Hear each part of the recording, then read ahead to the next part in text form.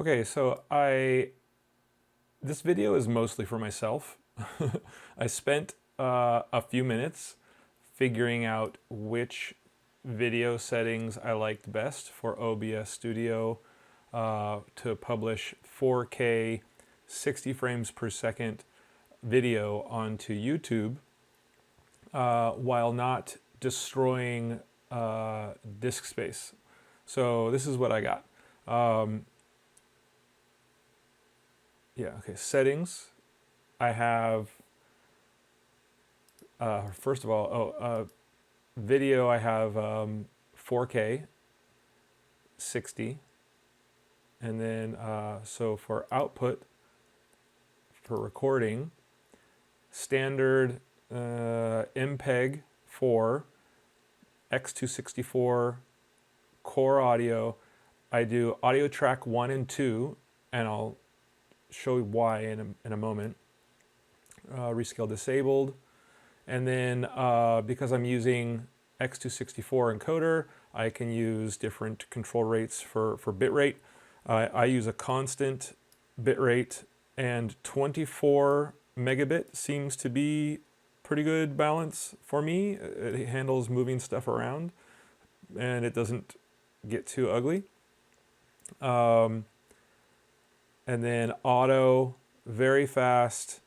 So far that looks good. And then, so for audio, the way I like to do this is 48 kilohertz stereo. And then I use for desktop, I record desktop audio, dings or whatever things. Desktop audio I have going to a headset, and then mic audio is what I'm using to record my voice. And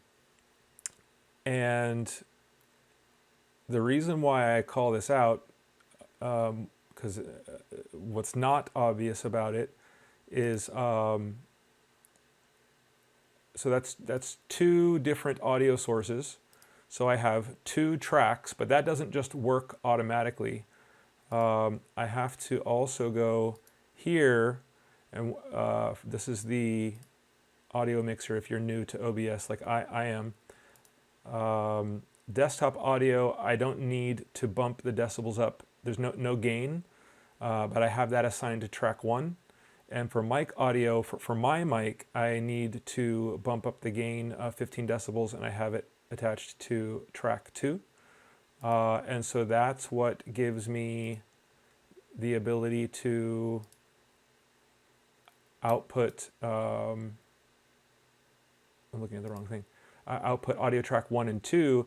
This is nice because by separating them into two tracks, later, if I find that the desktop audio track was not useful or maybe even annoying, in Adobe Premiere I can just remove it.